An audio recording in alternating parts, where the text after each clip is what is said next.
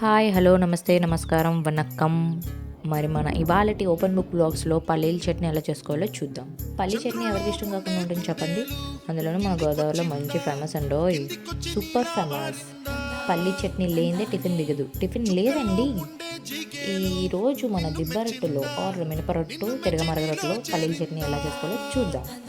ముందుగా మనం కడాయిలో ఆయిల్ పోసుకుని ఆయిల్ బాగా వేడెక్కాక జీలకర్ర, వెల్లుల్లి, ఎండుమిర్చి, కరివేపాకు, పల్లీలు వేసుకోండి. తర్వాత టమాటాలని చిన్నగా పెద్దగా మీ ఇష్టమైన విధంగా తరుగుకొని కలపండి. కలిపాక తగినంత ఉప్పు వేసుకోండి.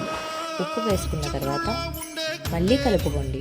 కలిపాక అది బాగా మగ్గేంత వరకు కలుపుకోండి. ఇలా కలుపుకున్న మిశ్రమంలో తగినంత కొత్తిమీర వేసుకోవాలి. అన్నట్టు మర్చిపోయానండి, రవ్వ పులుపు కోసం చింతపండు తగిలిస్తే ఇంకా టేస్ట్గా ఉంటుంది. నేను వేయలేదు, మీరు వేసుకోవచ్చు, అది ఆప్షనల్. ఇప్పుడు కొత్తిమీర టమాటా బాగా మగ్గేంత వరకు కలుపుకొని తర్వాత ఈ మిశ్రమాన్ని చల్లార్చుకోవాలి. చల్లార్చిన మిశ్రమాన్ని మిక్సీలోకి వేసుకొని బాగా మెత్తగా గ్రైండ్ చేసుకోండి. మధ్యలో టేస్ట్ చూసుకుంటూ టేస్ట్ తగ్గట్టు సాల్ట్ కూడా యాడ్ చేసుకోండి.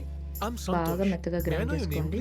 అంతే, ఎంతో టేస్ట్గా ఉండే పల్లీల చట్నీ తినడానికి రెడీ.